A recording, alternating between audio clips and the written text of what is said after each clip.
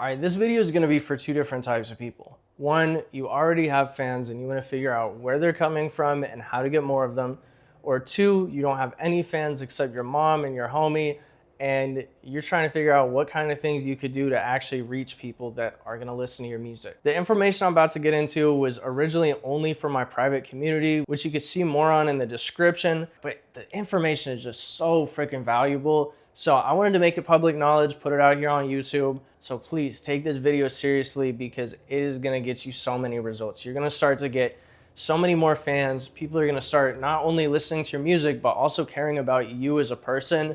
And you're going to be able to build up a community full of people that really give a fuck about what you do and really support you. And that is what you need to do to become a full-time musician. So if that covers any of your interest, please get a pen and paper and pay attention to this video because it is going to help you out so much. So before anything, I want to get into what fan building actually is.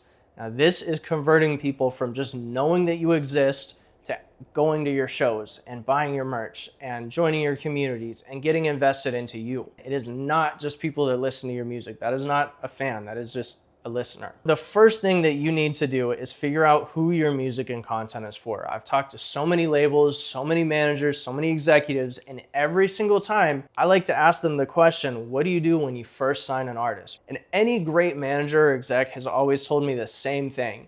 First, you have to figure out where your community is, where are your fans, who is listening to your music. Because if you don't know that, it's going to be really hard to make content for those people. And with that, you want to figure out who your target person is. And I say target person instead of target audience because having a target person makes it easier to think about exactly who this content is for. Because if you say your target audience is like 18 to 35-year-olds that like Travis Scott, right? Like those might be some of the demographics of people that watch your Instagram page or listen to you on Spotify, but that's not your target.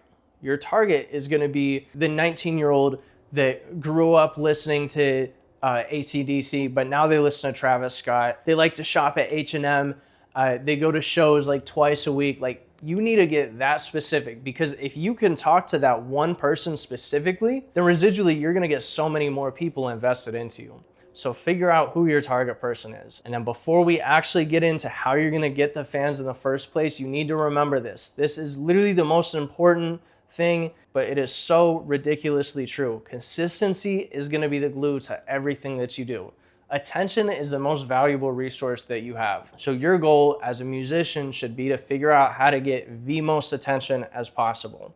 Because if you have the attention, you have the audience. And when you have the audience, you're winning. And this doesn't just mean posting daily. It means being consistent in all aspects with releasing a lot of music, posting a lot of content, having a consistent brand image, which we're going to talk about in a little bit. And basically all of these things are part of consistency. So stay consistent so that you don't get forgotten. Because if you're forgotten, people aren't going to think about you very much. And if they don't think of you very much, they're probably never going to listen to your music. So with that being said, let's get into the fan funnel. This is basically going to act as the blueprint for everything that we're doing as a musician. So imagine all of these little raindrops are people that listen to music. What we're trying to do is build a funnel to collect as much of that rain as we possibly can. And the way we break it down is we've got the discoverable stage, the emotional investment stage, the fan building stage, and the personal fan stage. The best way to think about each of these stages is how much they would give a fuck if you posted that you just played at a cool venue. So let's say you just played at the Roxy in LA and you want to make a post about it. The discoverable phase people are people that have maybe seen you like once or twice on Instagram. Maybe they've heard your name before. They might have only listened to like one of your songs, if any at all. When they see this post, they don't really give a fuck because a lot of people play at a lot of venues all the time and it's not really anything new to them. So they're probably going to skip past the post. Then you've got your emotionally invested people. These are the people that have seen you enough times to kind of understand who you are, and maybe they've built a little bit of a personal connection. Maybe they stream your music sometimes. When they see that post from you, they're going to be like, oh, that guy's doing his thing, cool, right? And then they're moving on. They're probably not gonna comment, they're not gonna share it. People in the fan building stage are people that really like your music. You could consider them a light fan. They listen to your music a little bit more often. They might go to a show if it's convenient or in the area for them. They're not like a super fan, but they like you. When these people see that post, they're gonna be like, oh, good for him. That's cool. Maybe they'll like comment a fire emoji or be like, oh man, that's pretty sweet. Good job. And then the last step we have is our personal fans. And these are going to be the people that are very invested in what you do, whether that be with money or time. So if you're going on tour and the closest tour date to them is like 4 hours away, these are the kind of people that are probably going to make that drive. They're very invested. They're sharing a lot of your reels. They're probably telling their friends that they listen to you. They just really like you. Now, these people are going to see that post and they're going to be like, damn, that's awesome. I wish I could have been there. Or maybe they're even the people that were there and they're like, damn, this was like such a crazy show. These are the people that will make you a full-time musician. And you'll notice that I put percents by each of these. This is not a percent of how many people are in each of these categories, because you can't really put a percent on that. It's different for everybody. These percents are mainly just for social media. It's just how often you should be posting things publicly that speak to each one of these audiences. So about 40% of your content should be things that help people figure out that you exist.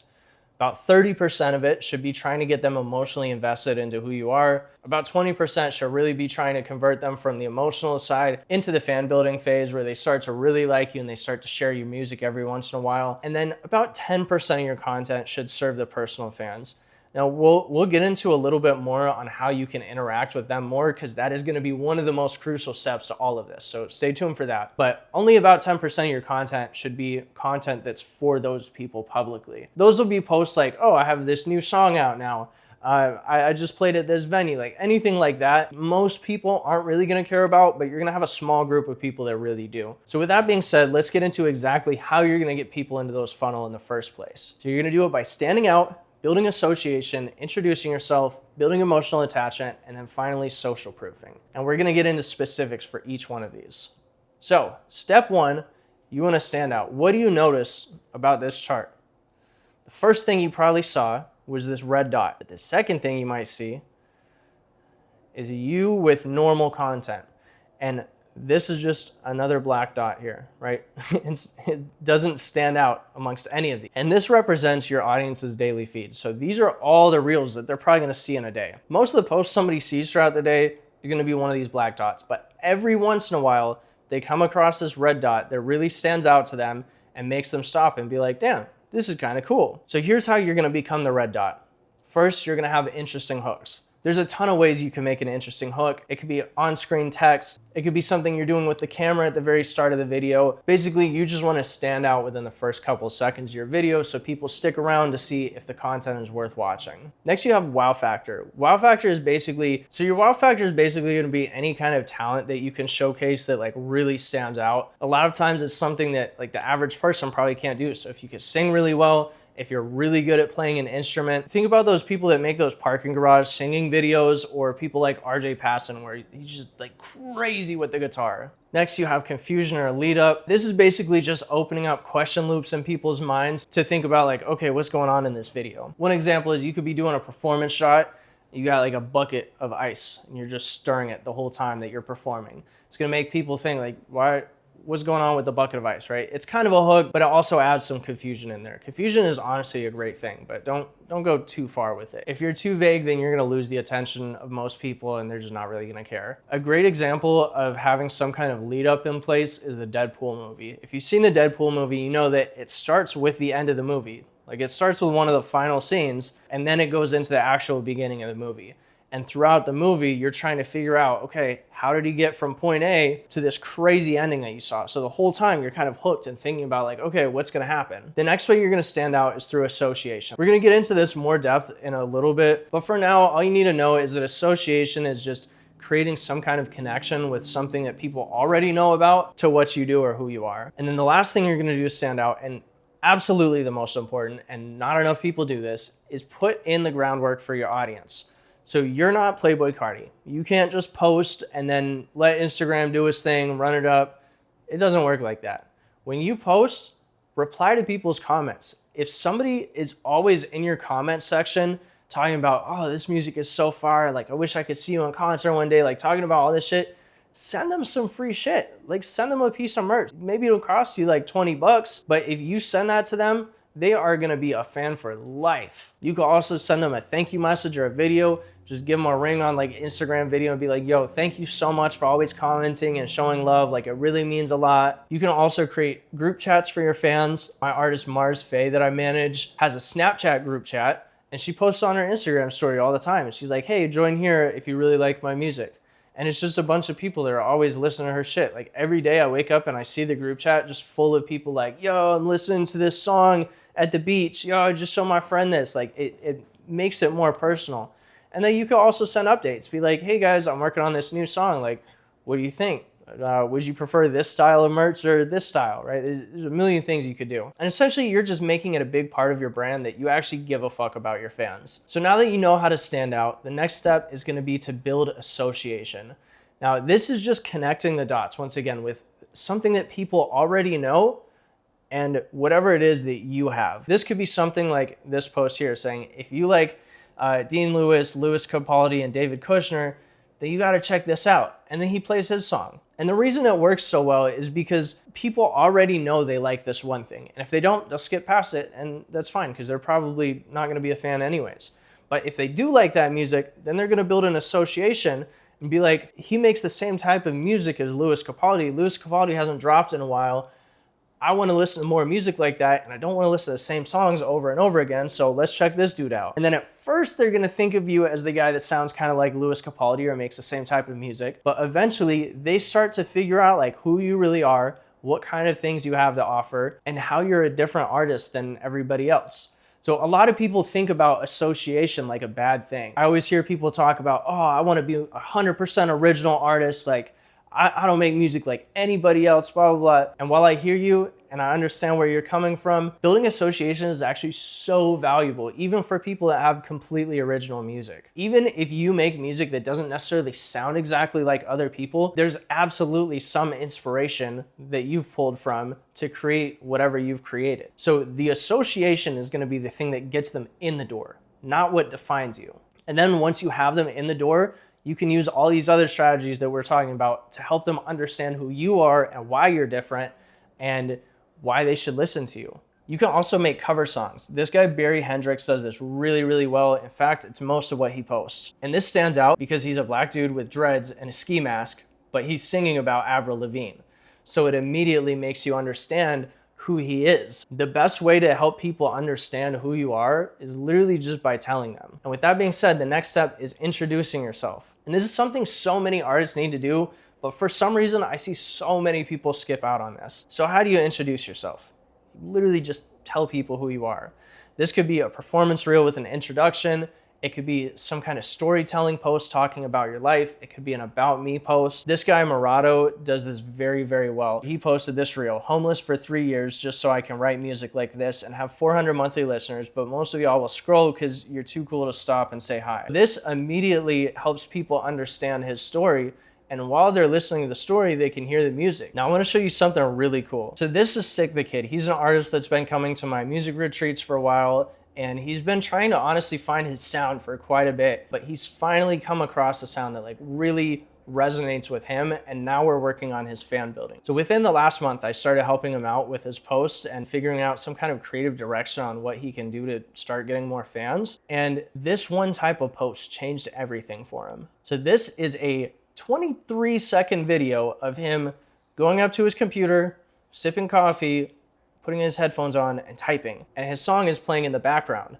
And the text on screen is what's so crucial here. Hi, I'm Kyle. No, not the monster drinking hole in the drywall Kyle. The Kyle that almost OD'd and wrote a song that perfectly reflects what it felt like. I'm doing better now, but damn, this one hurt. So this is a very simple post, and it literally took no effort from him at all, but it did really well, and it did even better on TikTok. And because of that, for the first time ever, he had a song do more than 1,000 streams, which was that song that he was promoting. And that just happened in the last like 4 or 5 days since recording this video. He had his highest streaming day ever with like 400 streams. He went from 200 monthly listeners to 1,000 monthly listeners. And even though it's not an insane number, he's been making music for a long time and has never really tried any of this stuff. And as soon as he did, it started bringing him in real numbers. So if you've got a bigger following, or even if you have a similar following and you start implementing this, the sky becomes the limit on what you could do with this. Like I said, this is only like 4 or 5 days in, and it's literally growing so fast. Like, he's never had a song over 1,000 streams before this. Just from making that one type of post, he's getting there. So once you've introduced yourself, now you want to start creating an emotional attachment. And this is where we're gonna get a little bit deeper down the funnel. So that was discoverable content. And now we're getting into the emotional investment stage and kind of the fan building stage as well. To build emotional attachment, you wanna make sure that you have some kind of recognizable brand or brand identity. And I'm not talking about like the color scheme that you use and the fonts and the stuff like that, but more of just reflecting who you are in your content. And the easiest way to explain it is to just be a more dramatized version of who you actually are on camera. So try to make everything feel pretty candid. Just because you see a lot of people making posts that are all influencer, like, hey guys, so today we're gonna do this. Like, if you're not that type of person, don't make content like that. Like, just make content that's very reflective of who you actually are. Not only is it gonna serve you better, but also is way easier to make because you literally just have to be yourself, but you have a little red dot recording you. Additionally, you can make performance reels with lyric and feeling association. So instead of having posts like this talking about your story, instead you're gonna talk a little bit more about the song and be like, hey, this song is about this topic. It's for anybody that may be going through this, right? Now this creates an emotional connection because now you're telling people what the song means. Like, if they just listen to it by themselves, they'll probably understand, but like they might not. And even if they do, they're probably not gonna understand fully. So the best way to help them is to actually tell them how they should feel when they listen to your song. Like, it sounds funny, but it really works. Additionally, you can use high quality storytelling and performance reels with social engineering. So this could be like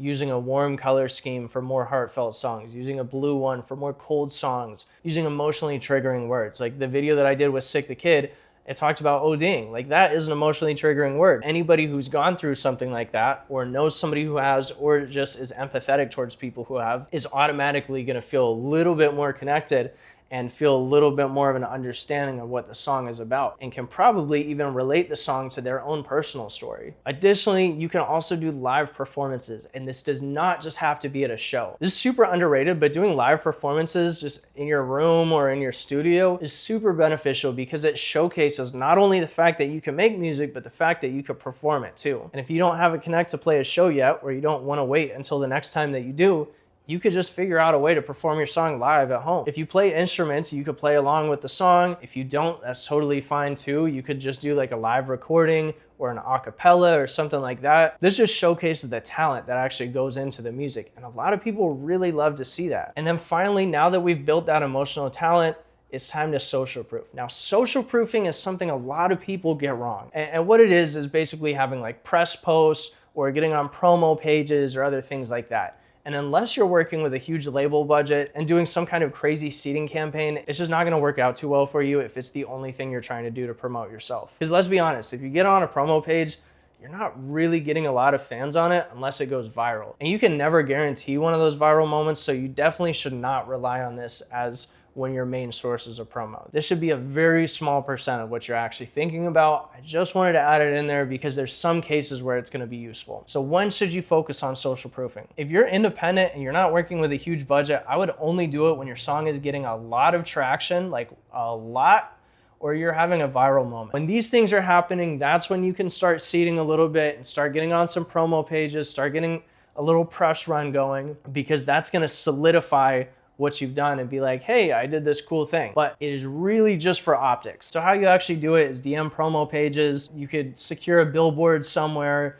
You can announce that you have a sold out show. You could get a big feature or a collaboration with somebody that's in your lane. It is really just anything that looks cool. So even though a lot of these promo pages and things like that are technically for building an audience, it's more of just for saying, hey, I did this cool thing. So keep that in mind, use it as necessary, but that's really it. That is how you build fans. So let's do a quick recap before we close out, just to go over everything one more quick time. So fan building is the art of turning somebody from somebody who just listens to your music into somebody who's genuinely a fan of you. And you're gonna start that process by figuring out who your content is for, figuring out your target person so you can make stuff specifically for them, and residually everything else will come into fruition. You're gonna remember that consistency is the glue between all of these different things. And then to start the process, you wanna make sure you understand the fan funnel. So you've got your discoverable crowd that knows who you are, but hasn't really seen you too much. The emotional investment stage where people are starting to care a little bit more. The fan building phase where people actually start caring about you. And then the personal fan stage where people really care about what you do and they show a lot of support. Then with all those things in mind, you're gonna do what you can to stand out by having amazing hooks, having some kind of wow factor or confusion or leading up moments in your content.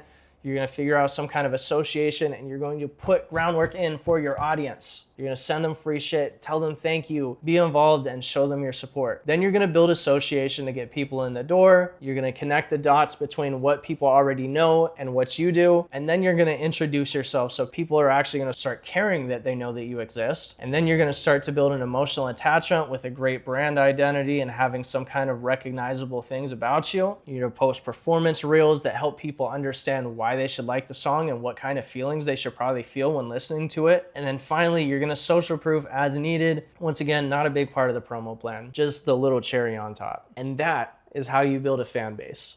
Now, I know we covered a lot of information in this video, so definitely feel free to go back and watch it again or refer back to it in the future when you've gotten a little bit further in each of these steps. If you want to learn more topics like this and learn everything a little bit more in depth as well as connect with my community of high-level musicians, then go ahead and check out the description. We've got a couple spots open to people who want to be part of this. And with all of that being said, thank you so much for watching. Feel free to subscribe if you like videos like this. I always post videos debunking the music industry, talking about how to build a fan base, how to go full-time as a musician, and there's a lot more amazing content coming up. Other than that, I'll see you next time.